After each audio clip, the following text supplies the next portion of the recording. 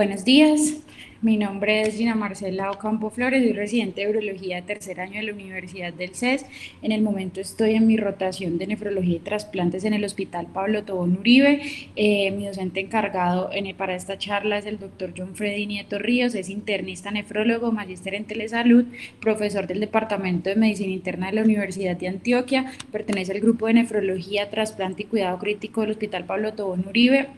Solicito permiso para grabar esta actividad del día de hoy y vamos a hablar el enfoque del paciente con uropatía obstructiva. Entonces, para empezar a hablar debemos de saber cuál es la definición adecuada. Cuando hablamos de uropatía obstructiva hacemos referencia a un daño funcional y o parenquimatoso renal secundario a una obstrucción del tracto urinario que puede ser en cualquier nivel de su longitud, sea tracto urinario superior o sea tracto urinario inferior. Y es muy importante que tengamos presente las diferencias entre estos términos. Es muy diferente hablar de uropatía obstructiva y de nefropatía obstructiva. Cuando hacemos referencia a la uropatía obstructiva, hablamos de la obstrucción del tracto urinario que es por causas estructurales o funcionales que van a disminuir el flujo urinario a través de este tracto urinario. Y la nefropatía obstructiva ya es el daño funcional o el daño estructural anatomopatológico que es secundario a esta uropatía obstructiva. Es importante recordar que esta uropatía obstructiva o esta obstrucción de cualquier parte de la vía urinaria puede llevar por mecanismo ascendente a una insuficiencia renal aguda, pero también si este mecanismo hablamos que es de forma crónica, esta obstrucción es crónica, puede llevar también a una enfermedad renal crónica. Generalmente lo más frecuente es que esta uropatía obstructiva sea de forma adquirida y hablamos de que pertenece al 3 al 5% de todas las nefropatías crónicas. Es muy diferente, como ya lo vimos, hablar de nefropatía y obstructiva crónica y asimismo es diferente hablar de hidronefrosis y uropatía obstructiva. No siempre debemos decir que son términos intercambiables debido a que la hidronefrosis ya sabemos que es la dilatación de los cálices y de la pelvis renal que puede producirse aún sin obstrucción y también podemos tener una uropatía obstructiva en ausencia de una hidronefrosis. La uropatía obstructiva, cuando recordamos lo que hemos visto durante toda la semana de la clasificación de la insuficiencia renal, sabemos que pertenece a la clasificación postrenal y es aproximadamente el 10% de los casos de falla renal. Asimismo, el daño de esta uropatía obstructiva va a depender de muchas variables, entre ellas, si hablamos de que la uropatía obstructiva sea completa o sea parcial, si se presenta de forma aguda o crónica, generalmente la uropatía obstructiva tiende a ser bilateral, pero podemos tener procesos de obstrucción unilateral con afectación de una sola unidad y en estos casos hay que tener presente que generalmente el que va a llevar a una nefropatía es el paciente monorreno. Puede ser congénita o adquirida, siendo más frecuente la forma adquirida, puede ser debido a causas infecciosas o no infecciosas y hay que tener también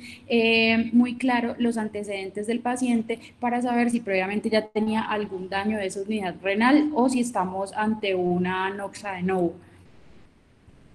En cuanto a la incidencia, va a ser variable debido a que depende de varias, pues de múltiples factores, entre ellos la población. Es muy diferente las causas que yo voy a pensar en una uropatía obstructiva en pacientes jóvenes, por lo menos menores de 40 años, a los pacientes que generalmente tienden a ser causas más benignas y obstructivas, pudiendo ser causas más congénitas o como por ejemplo patologías benignas litiásicas, a diferencia de una población mayor donde la uropatía obstructiva, especialmente en los hombres mayores de 50 a 60 años, van a tener mayor incidencia dados por la hiperplasia prostática benigna. Hay que buscar también, y esta incidencia va a variar dependiendo de alguna patología concurrente del sexo, siendo más frecuente en los pacientes hombres y asimismo, como lo decíamos, la edad, pero tenemos que tener presente que esta patología la podemos tener en cualquier grupo de edad,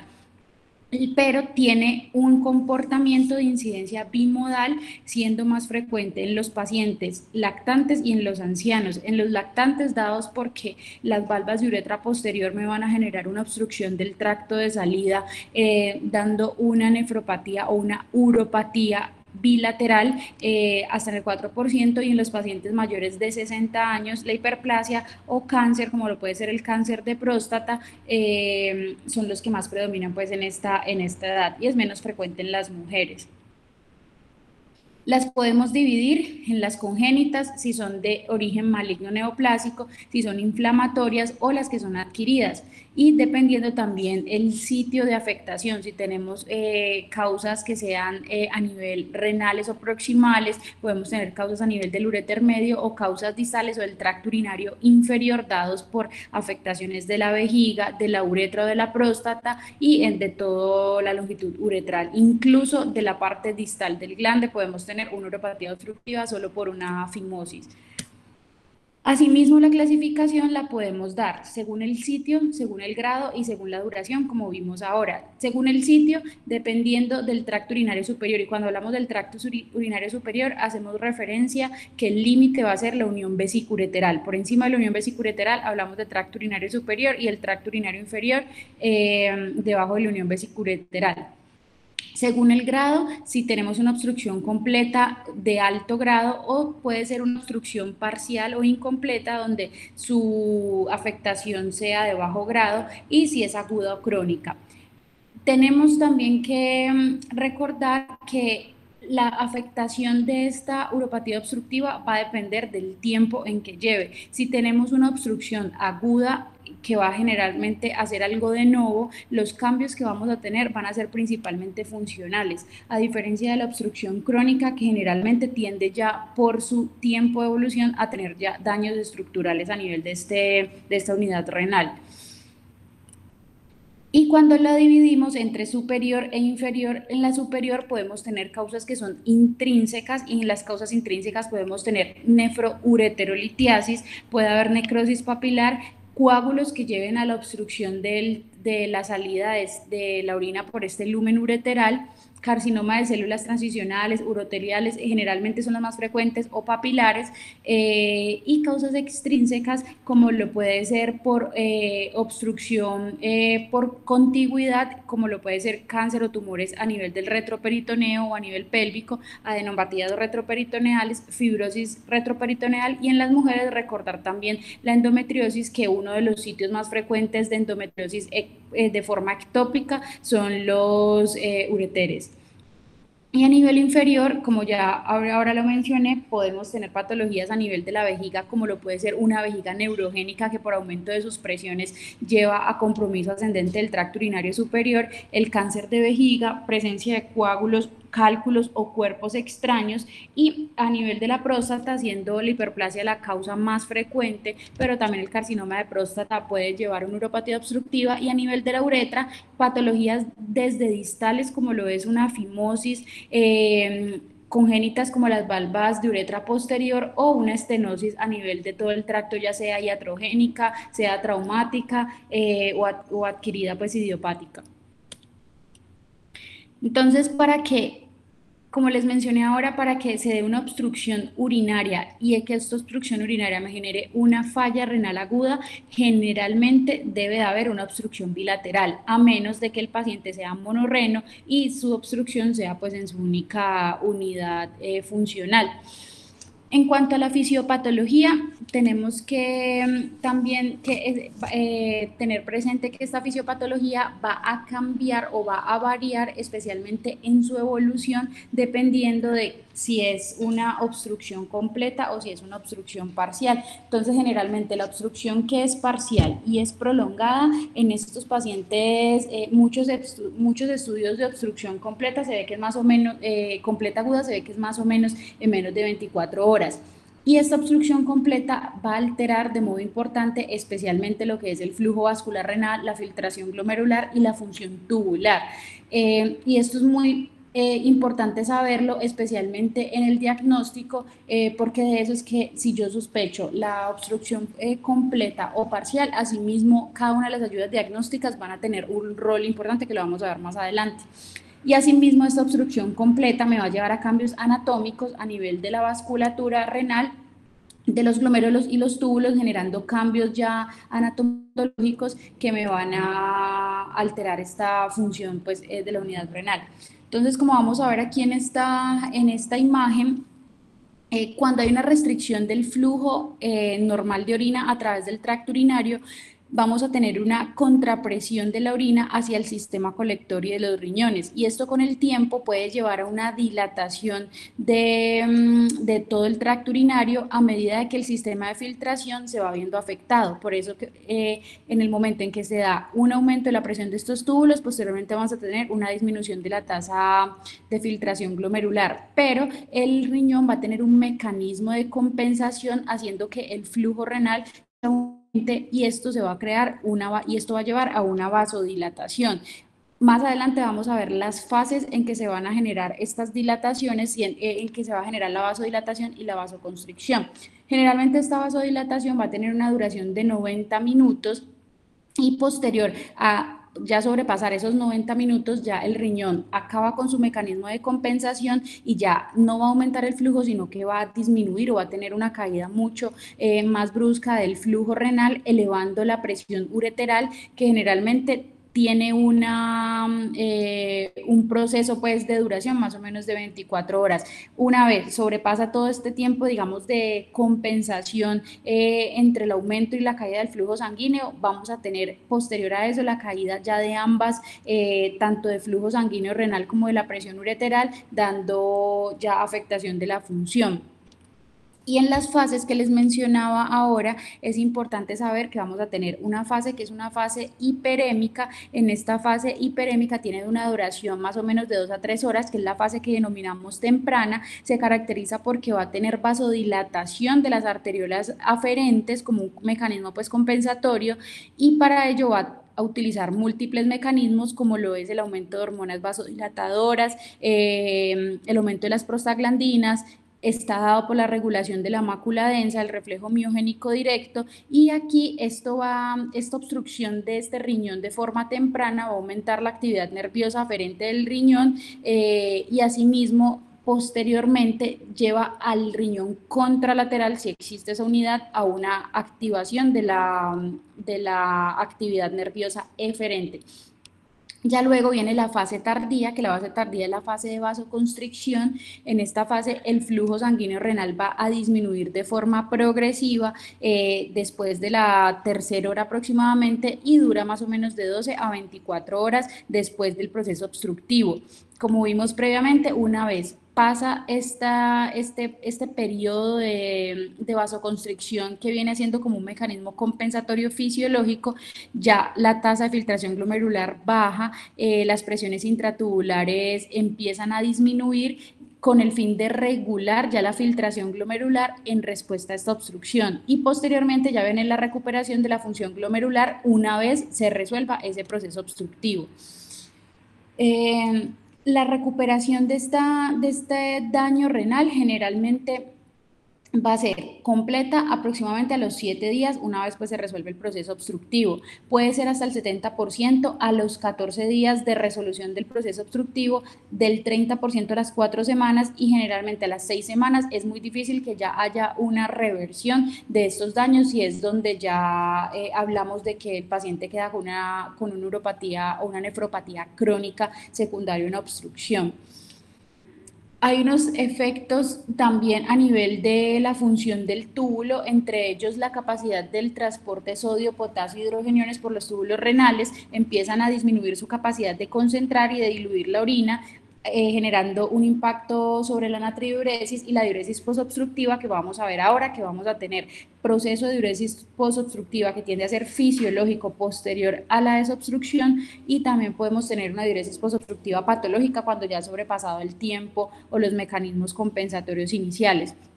El grado de afectación de este transporte tubular va a depender,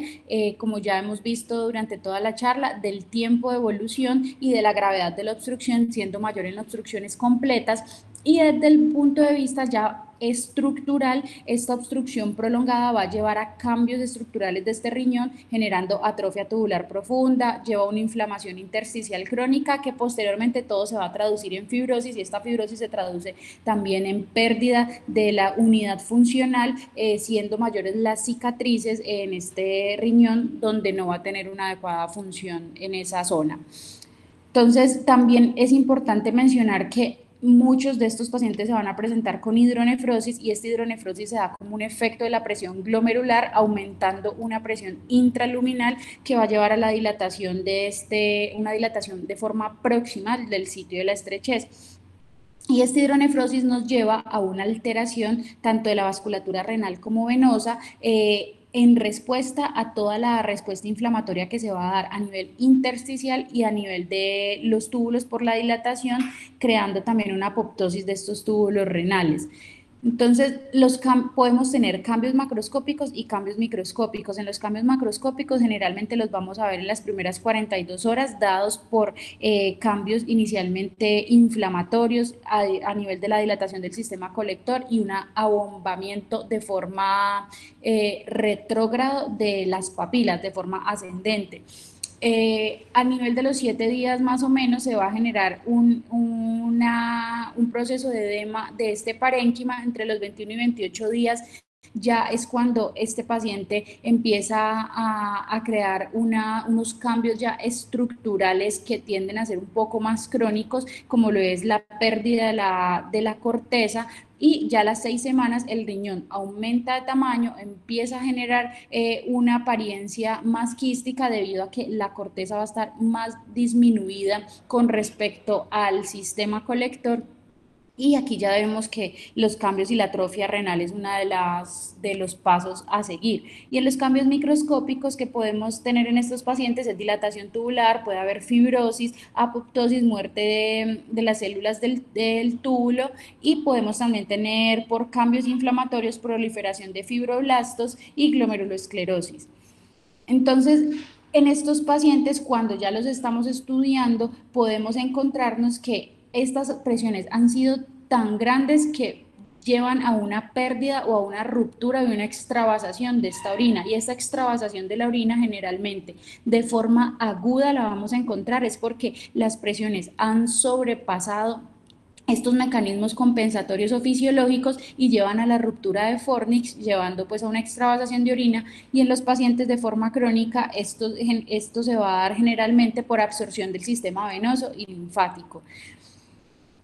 Como les mencionaba ahora, tenemos que tener muy presente la diuresis posobstructiva. Una vez yo le resuelvo el proceso obstructivo a este paciente, debo de pensar que este paciente durante estas semanas o el tiempo que estuvo obstruido alteró todos sus mecanismos compensatorios, y una vez yo lo desobstruya, él va a continuar los primeros días con esos mecanismos compensatorios, por así decirlo, activado, y va a ser mayor la respuesta que va a tener. Y en estos pacientes tenemos alto riesgo de deshidratación, de que se dé trastornos hidroelectrolíticos, y lo más importante es que podemos tener una hipovolemia que posteriormente me puede llevar a un shock posobstructivo. La incidencia de esta diuresis posobstructiva es generalmente el 0.5 y el 52% de los pacientes. Veamos que es un porcentaje muy alto. Casi siempre se va a dar cuando la obstrucción va a ser bilateral y cuando va a ser una obstrucción generalmente del tracto de salida, porque si lo tuviéramos unilateral, pues tenemos otra unidad renal o de toda la vía urinaria que está funcional compensando toda esa obstrucción previa. Y generalmente esto también ha sido debatido, pero los últimos estudios nos reportan que la definición de una diuresis posobstructiva es cuando el paciente tiene una eliminación de más de 200 cc por hora durante 2 horas o más de 3 litros en 24 horas.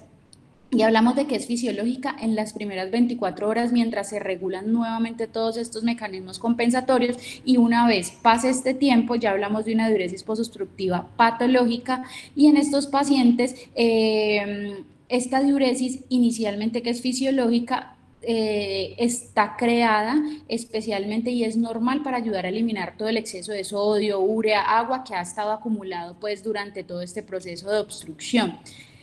Puede ser ya patológica y autolimitada cuando dura menos de 7 días, más de 24 días, pero menos de 7 días. En estos pacientes vamos a tener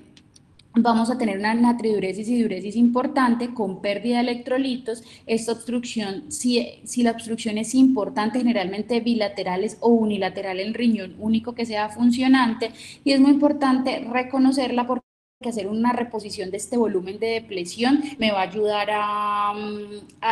digamos, a combatir ese daño o ese trastorno de osmolaridad que se va a presentar por un daño prolongado que me puede llevar a toda esta pérdida o aumento de la natriuresis. En algunos pacientes, a pesar de que pasen más de 7 días o después de que pasó las 24 horas y digamos que logró compensar esa parte fisiológica, ellos pueden continuar con una pérdida incluso después de haber alcanzado la homeostasis, lo que vamos a conocer ya como una diuresis patológica posobstructiva. ¿Cuáles son los riesgos?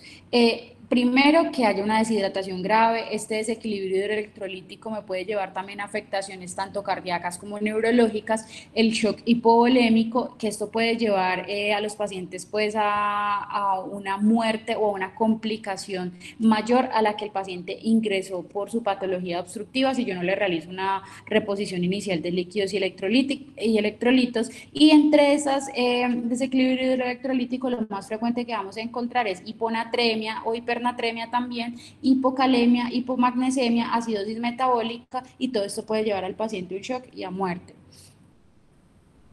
¿Qué mecanismos tenemos para hablar de esta diuresis posobstructiva? Primero, va a haber una reducción progresiva de todo el gradiente de concentración a nivel de la médula, debido a que todo este proceso de compensación vascular, en el que vimos que inicialmente estaba un proceso de vasodilatación y después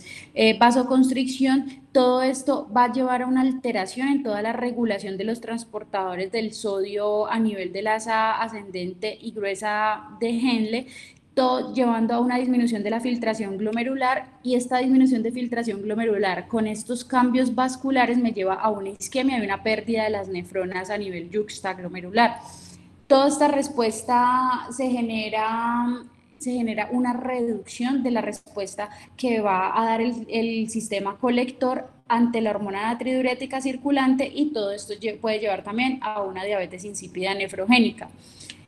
Y es importante que una vez la reconozcamos o sepamos que este paciente tiene riesgo de presentar esta diuresis posobstructiva, saber cuál es el manejo.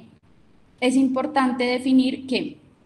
en estos pacientes yo debo de garantizar que voy a tener un balance negativo, asimismo controlando pues la ingesta de líquidos y controlando lo eliminado, debido a que si yo empiezo a reemplazarle estas pérdidas con bolos excesivos, yo le estoy aumentando la diuresis y mayor diuresis posobstructiva va a tener este paciente. Entonces la recomendación inicial es que usted debe reemplazar el 75% de la producción de orina una hora antes de hacer esta desobstrucción. Por ejemplo, si el paciente lo vamos a llevar a una intervención, ya sea una cirugía de próstata, la idea es saber cuánto es su volemia normal por el peso en este paciente y hacer una reposición desde antes o una reanimación hídrica prequirúrgica. El exceso de líquido, como ya lo dije, lo debemos evitar porque esto me va a prolongar. Y en las personas, digamos, esta reposición yo lo voy a determinar si lo requiere de forma endovenosa o forma oral. Si tengo una persona que no tiene deterioro cognitivo ni ninguna afectación por ninguna manifestación por esta diuresis posobstructiva, pero yo la estoy sospechando ante su gasto urinario que tiene aumentado, yo le puedo hacer una hidratación por vía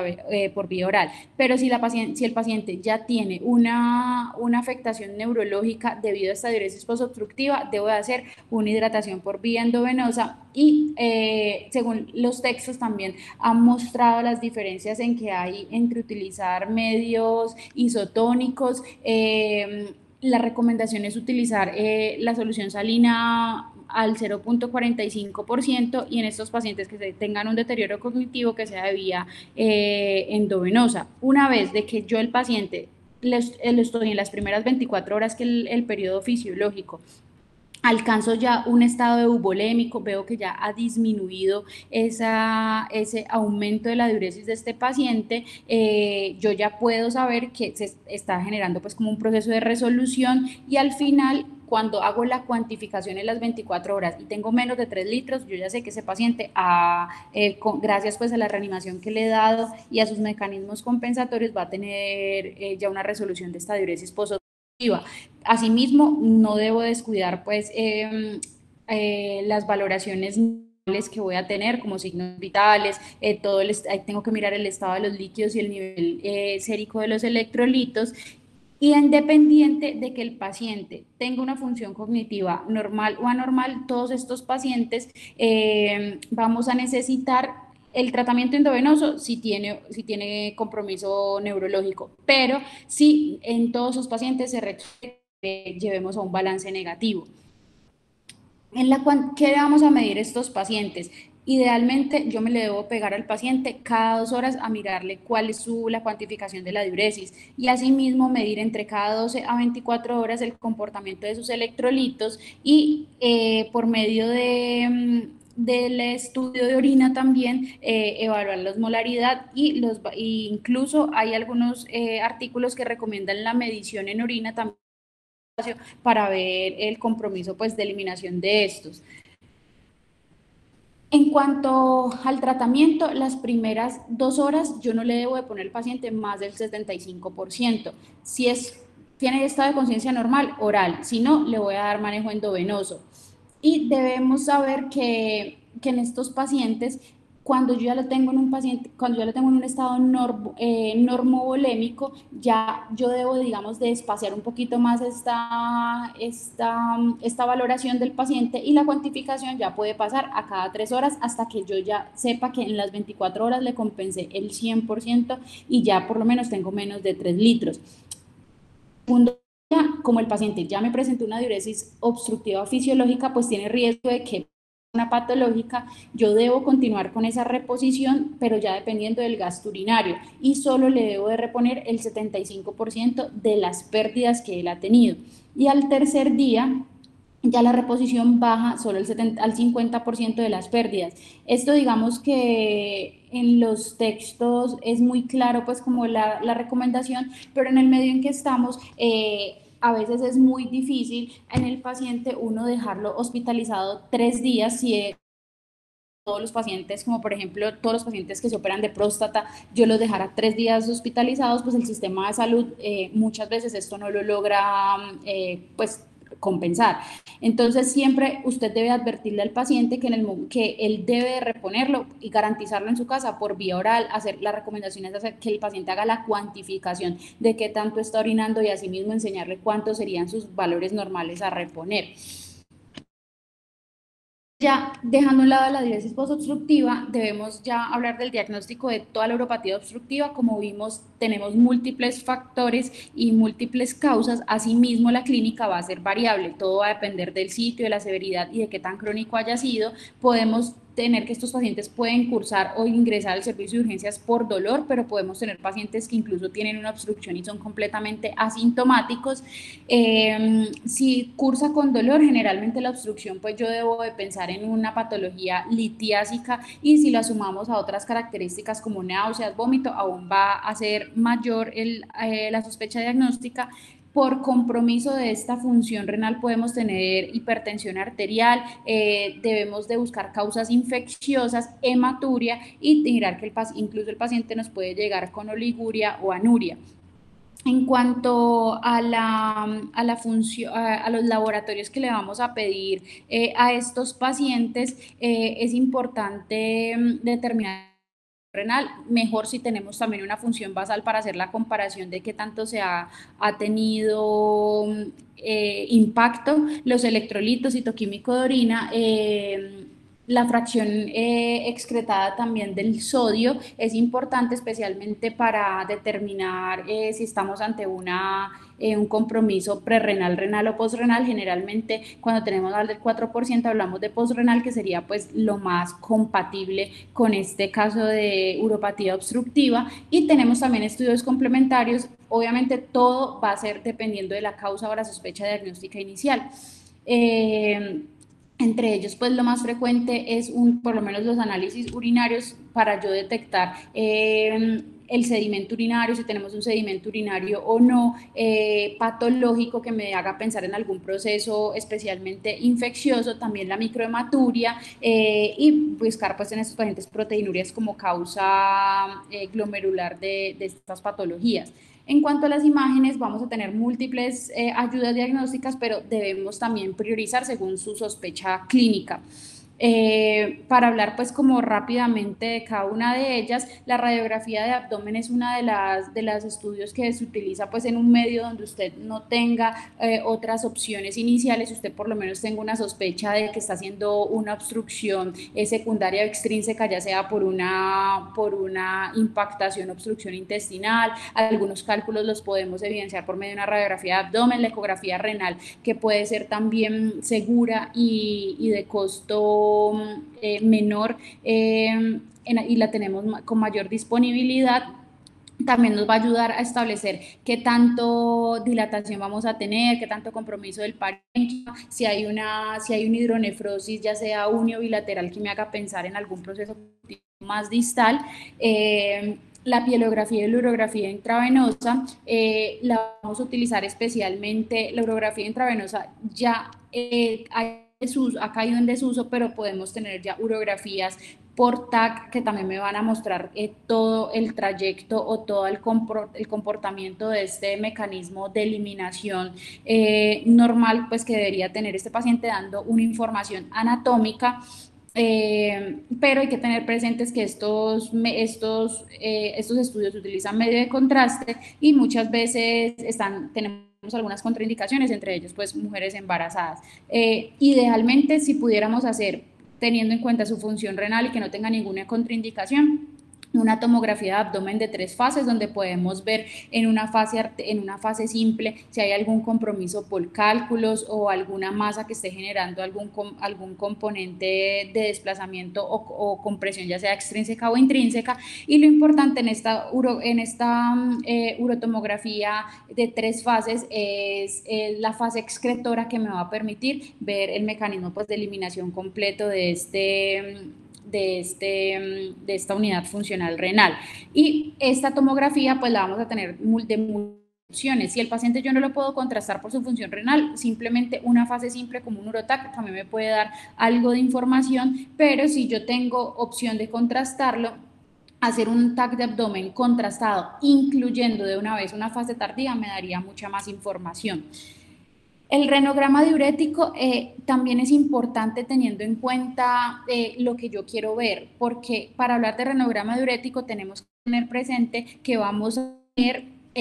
varias opciones. Es decir, yo con el renograma diurético es el mejor examen en el que puedo mostrar la función, la unidad funcional renal, debido a que es un examen no invasivo y que me va a mostrar todo el comportamiento que tiene el riñón en el momento en que yo le pongo un radiotrazador, cómo es el proceso de eliminación. Pero tenemos que tener presente las diferencias en que hay cada uno. Cuando hablamos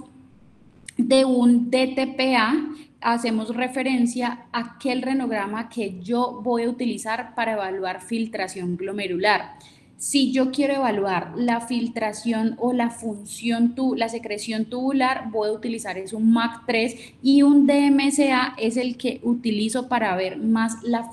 parte cortical, y en la parte cortical especialmente para ver cicatrices. Entonces es muy importante yo reconocer estas diferencias en el renograma para así mismo saber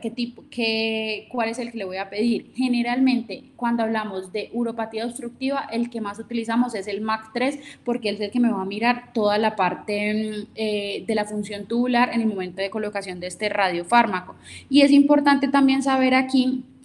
que este renograma va a tener unas fases, no avanza, va a tener unas fases, que estas fases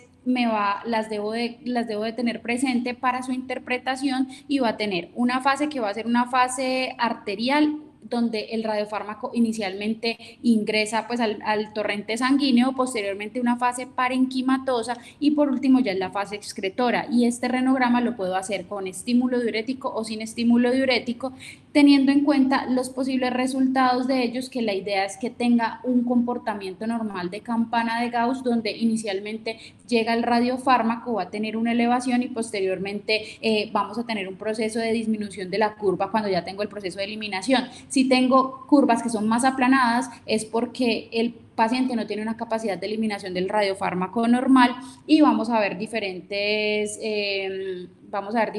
cambios como lo es el T medio. En el T medio hacemos referencia al tiempo en que tarda en desaparecer la mitad de esta actividad pues inyectada, dándonos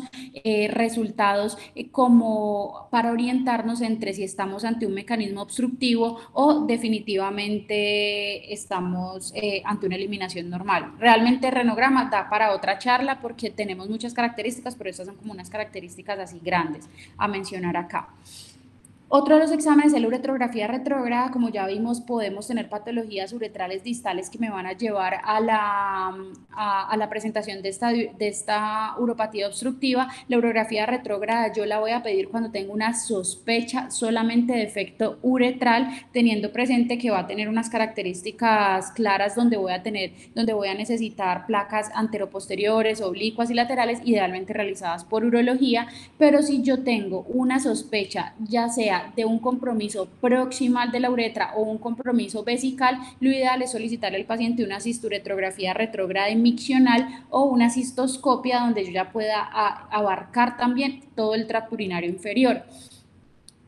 En el tratamiento de uropatía obstructiva va a depender de cómo se nos presente el paciente. Inicialmente, claro, vamos a manejar de forma priorizada pues el dolor, definir cuándo voy a derivar o no a este paciente, el control de líquidos, ya sea para garantizarle la reanimación pues inicial por su obstrucción o evitar la diuresis posobstructiva patológica, y lo más importante es resolverle la causa. Entonces, lo primero, yo debo de identificar la causa, resolver de forma prioritaria esta obstrucción, y una vez lo desobstruyo, ya debo de saber antes de desobstruirlo, yo debo de saber cuáles son las causas urgentes de desobstruir este paciente, que no me dé espera a una reanimación inicial, y es cuando tenemos compromiso de la función renal secundaria esta obstrucción, si hay curso concomitante con una urosepsis que me puede llevar al paciente en horas a muerte, o si tenemos pacientes con unidades renales únicas o trasplantados. Estos pacientes no dan espera a desobstruirlos de forma prioritaria. Y cuando hablamos de la desobstrucción, puede ser una desobstrucción que va a ser definitiva o una desobstrucción temporal. En la desobstrucción temporal hacemos referencia a la derivación urinaria, ya sea desde una sonda uretral que me va a desobstruir el tracto de salida, o puede ser una derivación ya sea de forma proximal, como lo puede ser el uso de catéter doble J, o nefrostomías, los cuales van a cambiar. La diferencia entre ellos va a ser los materiales, la diferencia de ellos va a ser el sitio pues afectado según la localización de la afección. Por eso es importante reconocerlo, porque yo no puedo garantizarle a un paciente con una obstrucción superior que me va a mejorar su proceso obstructivo solo pasándole una sonda uretral, o viceversa. Yo no le voy a garantizar a un paciente poniéndole una nefrostomía porque lo veo dilatado, donde su problema va a ser de forma inferior. Simplemente con una sonda uretral me puede resolver de forma temporal el proceso. Y aquí vemos las diferencias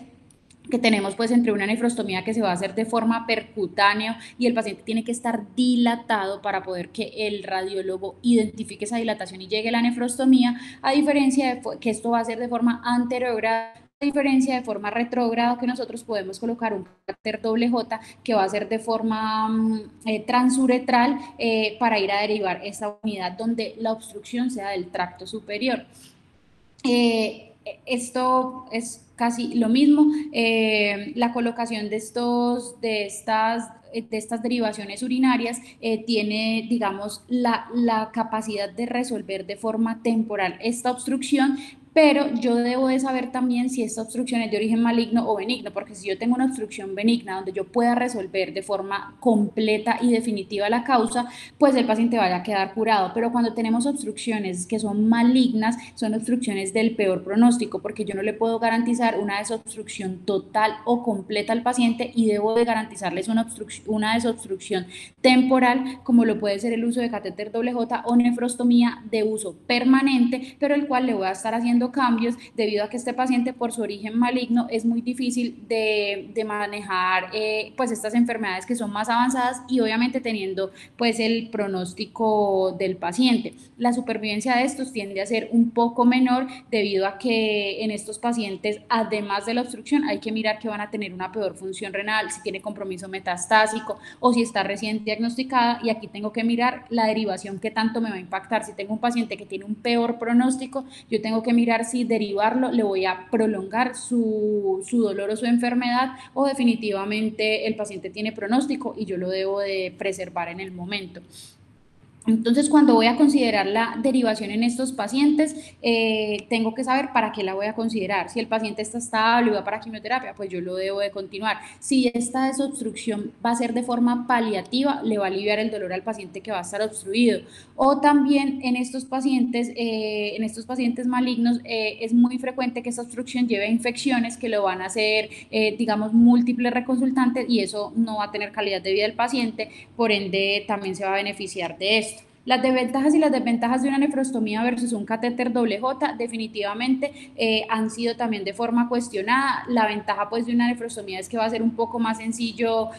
la colocación, el paciente va a estar bajo anestesia local sin necesidad de intervenciones posteriores para el cambio, pues posteriores me hago referencia a intervenciones invasivas, pero el paciente va a tener una afectación de la calidad de vida al estar todo el tiempo con esta derivación. Pero podemos tener también complicaciones, como lo puede ser complicaciones por el catéter doble J, como los que va a ser múltiples síntomas. Los pacientes van a llegar por hematuria, por infección urinaria recurrente, por síntomas urinarios irritativos, y todo esto se ve afectado pues en su calidad de vida. En cuanto al tracto urinario inferior, si tenemos una obstrucción de forma vesical, el abordaje lo vamos a realizar según su patología. Si la obstrucción va a ser, digamos, por lo menos por una vejiga neurogénica, yo al paciente le debo de garantizar su eliminación, y su eliminación la voy a garantizar con un cateterismo intermitente o, dependiendo pues de las condiciones del paciente, una sonda uretral a permanencia. Si definitivamente yo no le voy a corregir esta causa, debo dejarle derivado esa forma, esa parte vesical con una cistostomía, y todo va a depender pues de cada caso. Si en esta obstrucción es infravesical, es decir, que ya hablamos de que el paciente tenga un proceso a nivel de la uretra, pues yo debo identificar qué tipo de patología tiene y si el paciente se beneficia. Solo dejarlo con una sonda vesical. Si la sonda no me pasa, pues lo debo de garantizar con una cistostomía suprapúbica. O si el paciente, esta obstrucción infravesical es a una patología prostática, usted inicialmente póngale una sonda, desobstrúyalo, y ya urología se va a encargar de realizar